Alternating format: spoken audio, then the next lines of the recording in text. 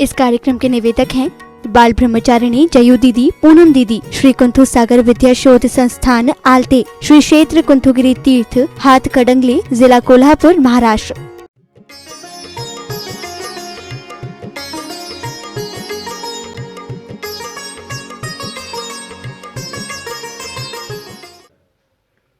भाव विशुद्धि की परम आवश्यकता है। भावों की विशुद्धि पूर्वक अगर हमारा मंत्रानुष्ठान रहा, साधना रही, चिंतन रहा, मनन रहा, तो अनंतानंत भावों में किए हुए जो पाप कर्म हैं उसकी निर्जरा हो जाती है। साधारण बात नहीं होती है, लेकिन मन की शुद्धि, वचन की शुद्धि और काय की शुद्धि वो होना परम आवश्यक है। देखिए, इस नमोकार मंत्र को 3 तरह से चिंतन करता है तो उसी प्रकार उसको फल मिलता है। मानसिक, वाचनिक और उपांशु, ये हमारे मंत्राचार्यों ने जाप्य करने का जो क्रम है वो क्रम बताया है, उसी प्रकार मैं आपको बता रहा हूँ। मन से, वचन से और उपांश रूप में। तो क्या करता है, सिर्फ उसके होठ भी नहीं हिल रहे, न उच्चारण करके करता है, वो वाचनिक हो गया, और किंचित होठों का संचालन हो गया। इस प्रकार का जो है वो अगर जाप करता है तो वो उपांश हो गया। तीसरा नंबर मानसिक आता है।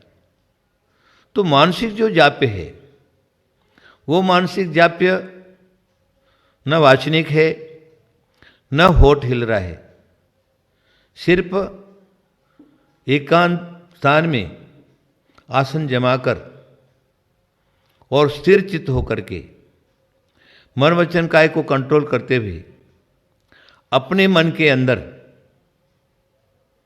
सांसों पूर्वक नमोकार मंत्र का चिंतन करता है। आचार्य कहते हैं वही सच्चा साधक है। और सबसे ज्यादा नमोकार मंत्र का जाप करने का फल अगर किसको मिलता है तो वाचनिक में 25% और उसमें बाद उपासों में 50% और मानसिक जो जाप है उसको 100% पूरे के पूरे मिलते हैं। 100 गुना फल उसको मिल जाता है। तो क्या है, साधक ऐसा करता है। अगर किसी को माला नहीं लेना है तो आसन जमा लेगा, हाथ पर हाथ रख लेगा, उसके बाद नमोकार मंत्र का जो चिंतन करता है तो उसका नमोकार मंत्र चिंतन करने का, जाप्य करने का क्रम जो है, हमारा सीधा हाथ के ऊपर बड़ी उंगली है, उसके नीचे पौरवे पर से चालू करना है। नमो रिहंताणम, नमो सिद्धाणम, नमो आर्याणम, नमो वज्रायाणम, नमो लोये सबसाहुणम, नमो रिहंताणम, नमो सिद्धाणम, नमो आर्याणम, नमो वज्राण। ये 9 क्रम हो गया। 1 2 3 4 5 6 7 8 9, ये 9 बार नमोकार गिनती हो गया। अब क्या करेगा, ये 9 बार को 12 बार घुमाएगा। तो दूसरा जो हाथ है, तो एक उंगली में 3 पौरवे हैं, तो 4 हैं तो 12 हो गया। तो इस हिसाब से अगर वो गिनती करेगा तो 12 नम में 108 उसका जाप्य हो जाता है। तो क्या हुआ, ये 108 बार गिनती करने का क्रम जो वाचनिक कर रहा है उसके लिए भी, और उपांशु कर रहा है उसके लिए भी, और जो मानसिक कर रहा है उसके लिए भी 108 बार की गिनती इस प्रकार की होती है। उसके बाद जहाँ पर नमोकार मंत्र का महात्म्य जो है उसमें भी एक क्रम बताया। हम क्या करेंगे, आसन जमा के बैठेंगे और शांत चित्त होकर के 4 दिशा पांखड़ी, 4 विदिशा, इस प्रकार 8 पांखड़ी और 1 9, ये प्रकार अष्टकमल दल हुआ। अब अष्टकमल दल पर जो क्या है, साधक क्या करेगा, एक एक दल के ऊपर 12-12 बिंदु लगाएगा, 12-12 और बीच में जो कर्णिका है उसके ऊपर भी 12-12 लगाएगा। तो कितना हो गया, 9 स्थान हो गया। 9 स्थान हो गया। अब वो साधक क्या करेगा, कर्णिका से प्रारंभ करेगा, नमोरिहंताणम सुदानम, फिर दूसरे बिंदु पर, इस प्रकार जो क्या है 12 बिंदु को पूरा करेगा। उसके बाद ऊपर के दल के ऊपर आ जाएगा, फिर विदिशा के दल पर आ जाएगा, फिर दिशा के ऊपर आ जाएगा। इस प्रकार दिशा और विदिशा, ये जो क्या है 8 दल हैं। उन 8 दल और कर्णिका ऐसे के ऊपर जो क्या है 12-12 बिंदु लगा दिया, तो 12 नम में 108 हो जाता है। एक क्रम ये प्रकार भी है। साधक का जिसमें जहाँ मन लग जावे वो कर सकता है, लेकिन क्या है, साधक का मन चंचल नहीं होना चाहिए, वचन चंचल नहीं होना चाहिए, काय चंचल नहीं होना चाहिए। वर्तमान में लोग जाप्य तो करते हैं, लाखों जाप करते, लेकिन उनके जाप्य करने की विधि ठीक नहीं है, इसलिए उनके दुखों का निवारण नहीं होता, उनके कार्यों की सिद्धि नहीं होती, उनके रोगों का निवारण नहीं होता, उनकी दरिद्रता का नाश नहीं होता, आदि आदि जिस प्रकार जो चाहिए वो उसको प्राप्त नहीं होता, क्योंकि विधि जो है वो प्रमुख है।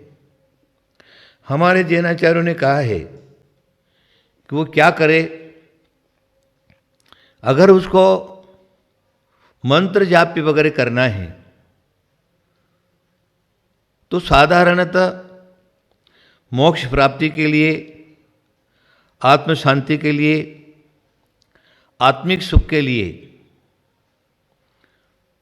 वह शांत चित्त प्रति क्षण नमोकार मंत्र का जाप करे, अथवा जो मैंने बताया है क्रम, उस क्रम से चिंतन करे। उससे क्या होगा, माला में जितना मन चंचल हो रहा है उससे उंगलियों पर अगर आ गया तो उसकी चंचलता कम हो जाएगी। उंगली से हटा करके और हृदय कमल पर आ गया, और उसी हिसाब से मैंने जो बताया क्रम, उसी क्रम से नमोकार मंत्र का अगर जाप्य कर रहा है तो फिर क्या है, उसका जो क्रम है उसका फल विशेष है। मन एकाग्र जितना होता है उतना ही उसको फल मिल जाता है। लोग माला तो घुमाते, माला हाथ में रहती है, माला तो कर में फिरे, मन फिरे बाजार में। तो माला अगर हमारे हाथ में है और हमारा मन किधर जा रहा है, वचन किधर जा रहा है, काय किधर जा रहा है, लोगों से बात करते जा रहे, हूँ करते जा रहे, हाँ हाँ करते जा रहे, और हमारा जाप्य चालू है, तो फिर हमको फल नहीं मिलता है। वर्तमान में फल नहीं मिलने का यही एक बहुत बड़ा कारण है, क्योंकि फल मिलने के लिए उतनी ही साधना होना चाहिए, वैसे ही चिंतन होना चाहिए, वैसा ही मनन होना चाहिए, और मन वचन काय तीनों को कंट्रोल करते हुए ध्यान की अगर एकाग्रता है तो हमको जैसा फल चाहिए वैसा फल हमको अवश्य मिलता ही मिलता है। देखिए माला मेरे हाथ में है, अब अभी माला को हम फेरते हैं तो बहुत से लोग बोलते हैं इस पर रख करके फेरो, बहुत से लोग बोलते हैं इस पर रख कर फेरो, बहुत से लोग बोलते हैं इस पर रख करके फेरो, बहुत से लोग बोलते इस पर रख कर फेरो, बहुत से कहते हैं अंगूठी पर करो, तर्जनी पर करो। ये अनेक प्रकार के विकल्प हैं, लेकिन साधारण जन जो हैं यहाँ पर लेकर हैं अंगुष्ठ तर्जन्याभ्याम तो सभ्य हस्तेन निर्मलाम जपमाला समादाय जपम कुर्यात विचक्षण। अंगुष्ठ तर्जनीभ्याम, ये तो हमारा अंगूठा है और ये हमारी तर्जनी है। तो अब हम क्या करेंगे, साधारणतः कोई चक्कर में नहीं, कोई विकल्प नहीं, हम ये माला लेंगे, इस माला को ये क्रम रखेंगे, क्योंकि एक क्रम ऐसा भी है बहुत से लोग ज्ञान मुद्रा में माला ले लेते हैं, बहुत से लोग शंख मुद्रा में ले लेते हैं, और बहुत से लोगों की जो क्या है माला नीचे गिरती जाती है और माला फेरते रहते हैं, वह भी क्रम नहीं है। अभी आप देखे होंगे इस्लाम धर्म वाले भी, उनके पास एक थैली रहती है। हमारे हिंदू समाज के जो साधु संत हैं, साधक हैं, उनके हाथ में भी एक थैली रहती है और वो थैली लगा लेते हैं और माला जो क्या है उसी थैली के अंदर रहती है। और फिर जो क्या है, जो भी उनको इष्ट मंत्र है उस इष्ट मंत्र का वो जाप्यानुष्ठान करते रहते ताकि माला का अभिनय नहीं हो, क्योंकि ये माला जो है परमेश्वर के नाम लेने की माला है, पवित्र है, पवित्रता की तरफ ले जाते हैं। इसलिए जैनाचार्य कहते हैं कि अब साधु संत तो थैली नहीं पहन पाते क्योंकि उनके पास कुछ है ही नहीं ना, तो आरंभ परिग्रह से रहित होकर के जो भी साधक है, ये क्रम है, देखिए ये क्रम है, उस क्रम में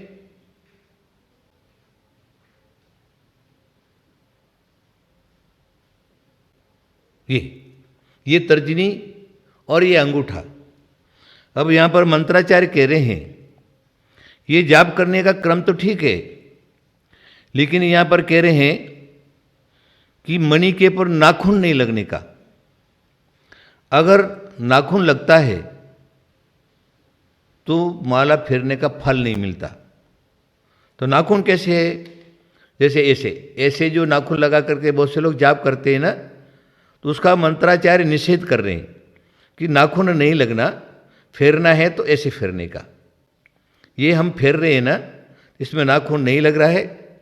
तर्जनी और अंगुष्ठ का संयोग है, उसी संयोग से हमारे जो है वो जाप हो रहे हैं। अब यहाँ पर कहते हैं व्यग्रचितेन यज्जप्तम च जप्तम मेरुलंघने नखाग्रेण यज्जप्तम तज्जप्तम निष्फलम भवेत्। यहाँ पर कहते हैं व्यग्रचितेन यज्जप्तम, चित्त व्यग्र है, मनस व्यग्र है, मन वचन का इधर उधर जा रहा है, तो फल का जाप्य का फल नहीं मिलता है। और यह कहते हैं मेरु लंघने, माला है तो इसको कहते हैं मेरु, ये ऊपर का 3 मेरु है, तो इसका उल्लंघन नहीं कर सकते। जब हम इन्हें पूरा का पूरा ये जाप कर लिया, ये 108 बार हमारा जाप हो गया, तो फिर क्या होगा, ये जा करके यहाँ आ गए तो 162 हो गया। अब फिर ये मेरु आ गया, तो इस मेरु के ऊपर या तो मूल मंत्र का जाप करें 3 बार, और या फिर सम्यक दर्शनाय नमः, सम्यक ज्ञानाय नमः, सम्यक चारित्राय नमः, फिर आगे से नमो हरिहंताणम, नमो सिद्धाणम आर्य, नमो जय, नमो लोहिताणम। तो इस मेरु का उल्लंघन डायरेक्ट यहाँ हुआ, मेरु का करके नमो हरिहंताणम सिद्ध कर दिया, तो फिर क्या है, माला का फल नहीं मिलता। बहुत सारी बातें हैं, घड़ी अपना काम कर रही है, तो भी मैं मंत्र शास्त्र के जो रहस्य हैं वो मनोकार मंत्र का ही एक ले करके उस मंत्र को उसका मंत्र के रहस्य को मैं बताऊंगा। अब कहते हैं मालाएं। मालाओं के कई भेद हैं। नवरत्न की मालाएं होती हैं, और उसके बाद स्फटिक की माला, हीरामणि की माला। यहाँ पर कह रहे हैं प्रथम स्फटिक मोती माल, सोना रूपा सुरंग प्रबाल, जीवा पोतम रेशम जान, कमल बीज सूत्र खान, ये 9 जाप के भेद भजिए जिनवर मणिखेत। 9 प्रकार जो है वो जाप के भेद हैं माला के। तो कहते प्रथम स्फटक मणिमाल, स्फटिक की माला। स्फटिक की माला से जाप्य करे, उसके बाद मोती की माला से करे। फिर कहते हैं सोना, सोने की माला, रूपा चांदी की माला, प्रवाल, फिर कहते हैं मूंगा मणि की माला। उसके बाद के जीवा पोता, माना जीवा पोत जो एक मणि है उसके मणियाँ बना कर या रेशम जाल, या रेशम का जो सूत है उसके द्वारा बना करके माला को बना करके जाप्य करे। फिर कमल बीज, कमल गट्टे की माला, और शुद्ध सूत का कता हुआ, ऐसा लिखा है कन्या कत्रेण सूत्रेण, कन्या कर्तृत सूत्रेण। मान्य जो कन्याएं हैं जिनका विवाह नहीं हुआ उनके द्वारा सूत कतवा करके धागा बनावे, और उस धागे की जो क्या है माला बनावे। ये माला के 9 भेद हमारे आचार्यों ने कहा, लेकिन सभी को इसको नहीं कर सकते, सभी उसके काम का नहीं है। कोई कहे सोने की माला से करो, बेचारे खाने को तो दाना नहीं, सोने की माला कहाँ से लाएगा, चांदी की माला कहाँ से लाएगा, स्फटिक मणि की माला कहाँ से लाएगा, मूंगा मणि की माला कहाँ से लाएगा। इस प्रकार है। तो 3 बात सरल और कह दी उन्होंने, रेशम के धागे की, और उसके बाद कमल गट्टे की माला। कमल गट्टा जो मिल जाता है, अभी आप मथुरा चले जाएंगे तो एक पूरा का पूरा मार्केट ही उसी का है, तो वहाँ पर हर एक प्रकार की माला मिल जाती है। तो वहाँ कमल गट्टा है, कमलाक्ष है, इस प्रकार की मालाएं जो हैं मिल जाती है। तो कमल गट्टे की माला से कर सकते, और नहीं तो फिर सीधी सादी बात है, सूत की माला अच्छी, ना कोई ले जावे, ना कोई डर है, और चाहे जहाँ मिल सकती है, उपलब्ध हो सकती है, गरीब से गरीब भी उसको कर सकता है, अमीर से अमीर भी कर सकता है। इसलिए ये जो मैंने मालाओं का क्रम बताया उस क्रम से करे, लेकिन यथाशक्ति करे, जहाँ उसकी शक्ति है उसी प्रकार करे। शक्ति नहीं है, घर में बच्चे भूखे मर रहे,